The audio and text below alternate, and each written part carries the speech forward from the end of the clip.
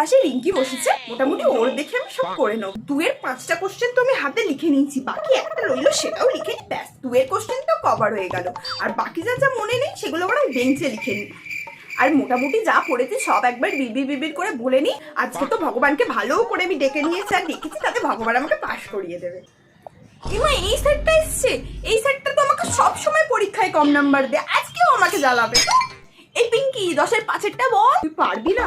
10 এর 2-এরটা ওটাও পারবি না? 10 এর 3-এরটা ওটাও পারবি? বলবি না সেটাই বলে দে না। এই স্যারটা তো আমার দিকেই দেখছে, উনি কি ভাবছেন যে আমি লিখছি না? বরং এমনি পেন্সিলটা চালাই, তাহলে ভাববে লিখছি।